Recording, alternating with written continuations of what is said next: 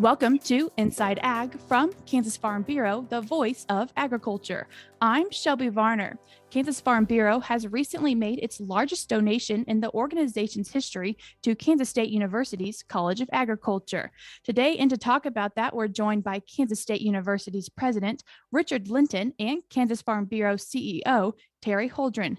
Thank you both, gentlemen, for taking the time to join us today. Happy to be here today. Yeah, thanks, Shelby. We're glad to have the chance to talk about this. And Terry, we're going to get started with you here today. Can you talk about the donation that Kansas Farm Bureau made to the Kansas State College of Agriculture?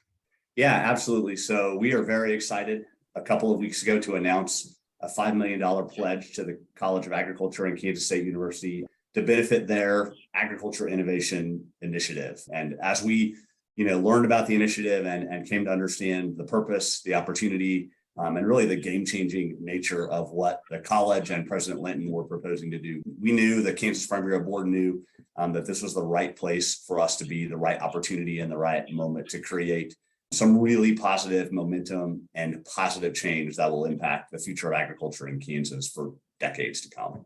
Terry, as I'm sure you know, the mission of Kansas Farm Bureau is to strengthen agriculture and the lives of Kansans through advocacy, education, and service.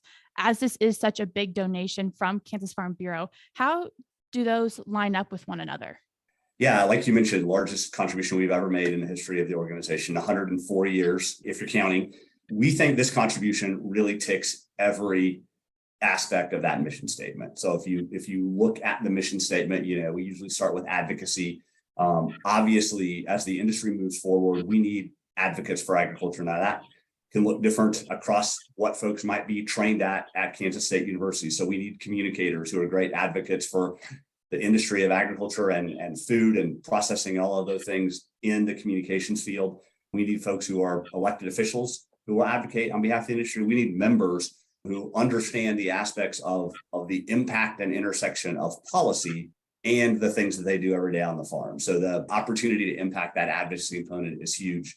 Obviously, Kansas State University is the premier land grant institution, oldest operational university in the country, I've heard. And of course, our go-to institution in the state of Kansas. So from an educational perspective, if we are going to equip a workforce and build and fuel a talent pipeline that will meet the needs of agriculture across that spectrum of production to processing to consumption, right? It's going to take students who are prepared, who are equipped, who are encouraged, and who are ready to go to work and hit the ground running. And that's what this initiative will do, what we believe it will do and know it will do.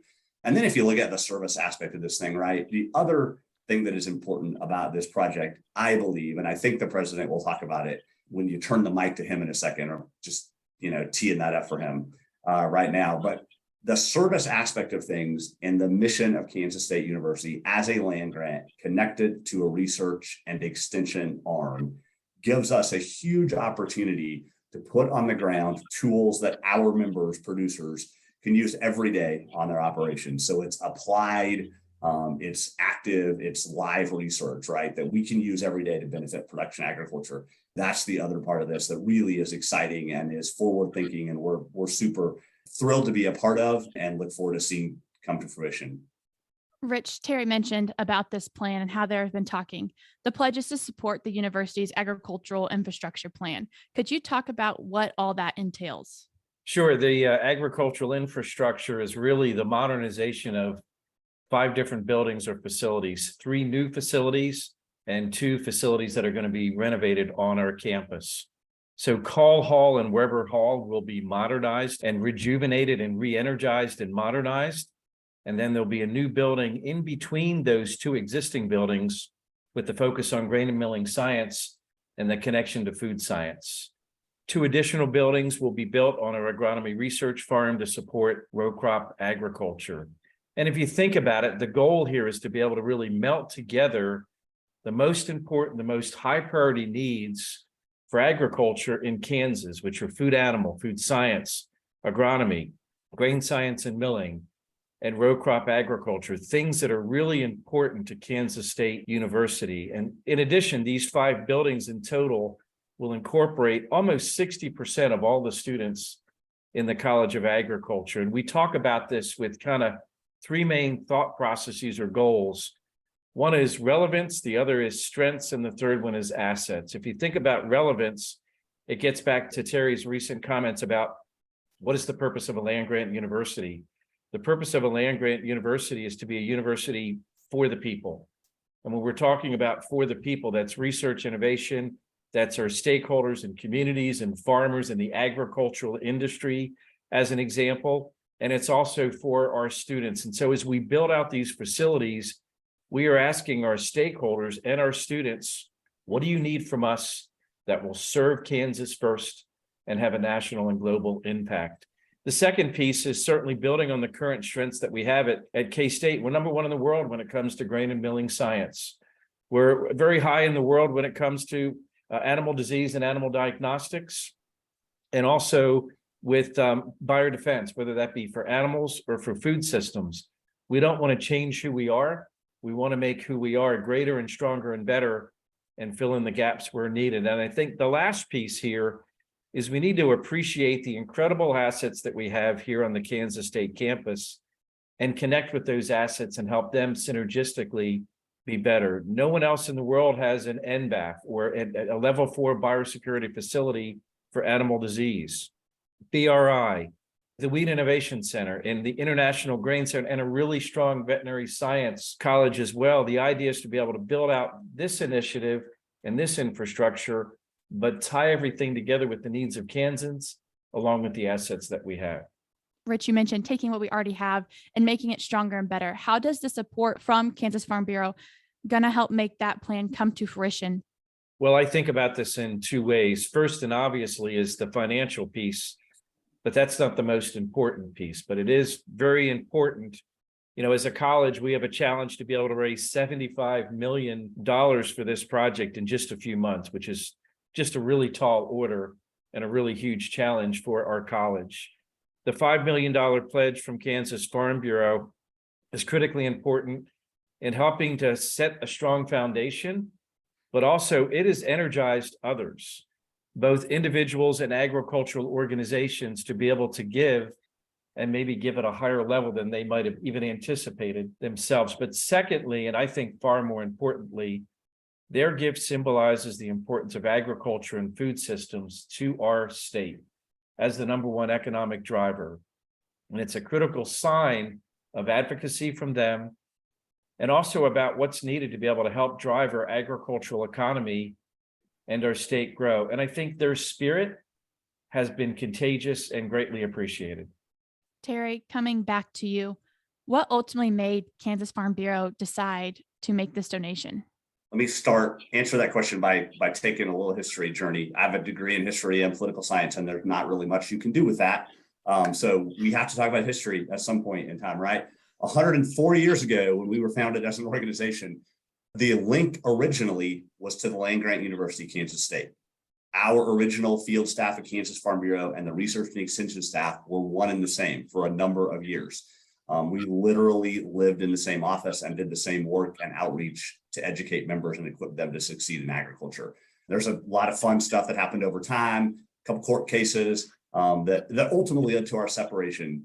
But the point is that we have continued, even after that sort of, legal and physical separation, continue to be a strong advocate for each other, continue to work together to further the land grant mission, to further the livelihood and the profitability of our members, and to be able to do great things in the advancement of agriculture in Kansas, right? So you fast forward a bit, we have been talking for years with the leadership of the university. This is a plan that was initially envisioned with, a couple of deans ago in the College of Agriculture and early on in the tenure of President Myers. So when we had those conversations with them, we were fully supportive of the plan or components of the plan at the time.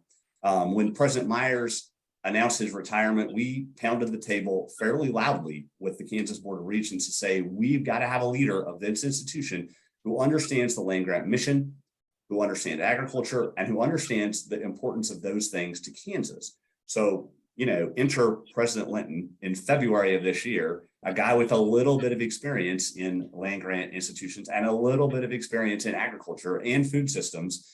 When we met him, and literally shortly thereafter, he said, it's time to go on this project. we said, okay, like there's, you get the right leader, you get the right momentum, you get the right institution. And after you've been sort of saying for years, this needs to happen, as an organization, our only response really should be, yeah, let's go. How fast can we get there, right? So, the president spent time with our board, making sure that they were comfortable, that they understood the scope, the mission, the approach of the project. And ultimately, it's because of that connection we talked about earlier to our mission and to the boots on the ground application in the lives of our members that the Kansas Farm Bureau Board decided to make this contribution and take, as much of a leadership role as the president is willing to give us in making sure this project comes to fruition. Rich, coming to you, we've talked about the students and how that can help push forward the education. How does this investment help with investing in the future of not only the students, however, but the agricultural industry and the state? Yeah, I think I'll touch a little bit on Terry's last answer to the question.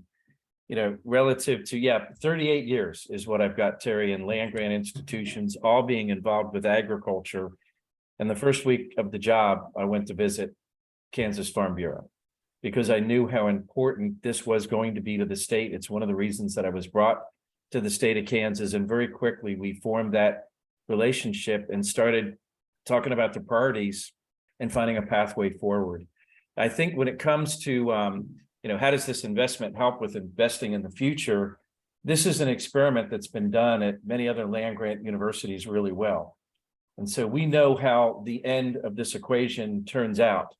Great space can stimulate interdisciplinary work to solve bigger problems.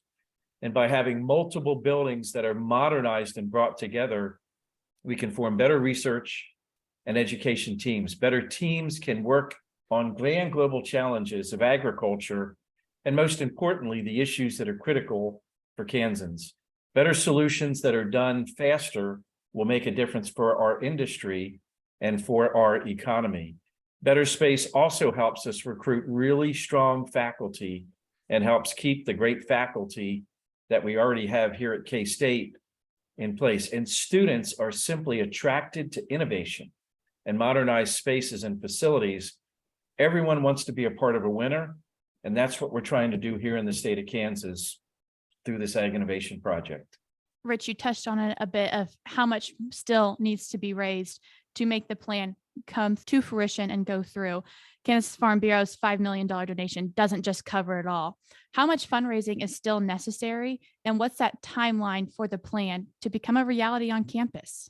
Yeah, I mentioned before in an answer to a question that this is a really tall order. $75 million need to be raised by December the 5th of this year, with an additional $50 million coming from the state in total, for a total of $125 million project. The $75 million that we need to raise in just the next 7 or 8 weeks is a great deal of money in a really short period of time. But I'm proud to say that both the agricultural industry and individual donors have already stepped up to the plate in amazing ways. We've already raised more than $50 million of the $75 million goal. And for me, it's just been incredible and inspiring. It tells us that this is the right thing to do for Kansans. And it also tells that the timing for the Agricultural Innovation Project for Kansas could not be better. Rich, Terry, obviously you've spent a lot of time talking with each other and getting this plan to all come together. What excites you about this partnership?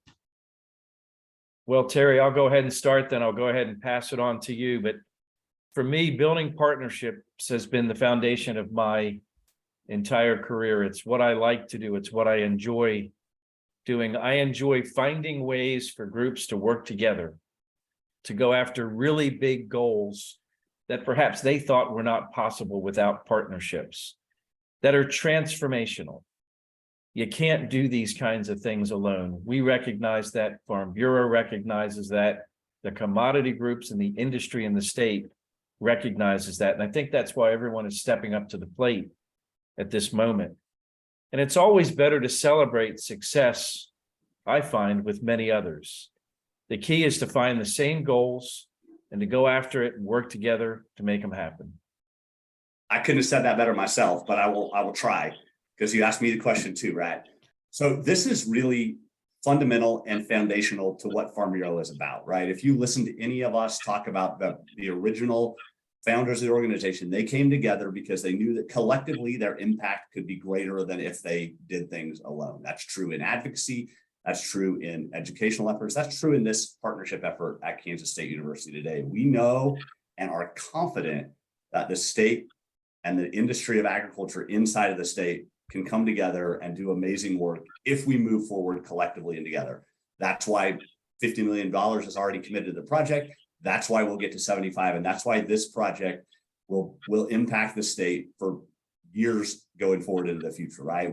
You heard the president a little bit talk about grand global challenges, right? We hear them all the time from our membership. It's water, it's climate smart agriculture, it's how we better handle protein development and how we better manage our feedlot operations, our other natural resources in the state to produce more food for a growing and hungry world that's outpacing our ability right now in production. This kind of project is the thing that can help us move the needle on those kinds of challenges. So we're excited to be a part of it. We are confident that it happens, and we're looking forward to all the things that will come and all the benefits that we'll see in the state and beyond.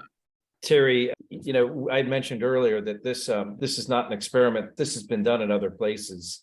At other places that we'd had a chance to visit and be able to meet with stakeholders around the country, we've seen in many places the return on investment for research is typically between 5x and 7x more when you have this kind of an interdisciplinary network. And that's what we're trying to do here. Think about having 5 to 7 times more resources to be able to provide solutions for our state and what that will mean for the economic viability of agriculture and food systems. That's really the goal. And if you ask me what really excites me, I know what's on the other end of this equation, and that's what excites me because I've seen it before, and I'd love to see it happen right here in Kansas.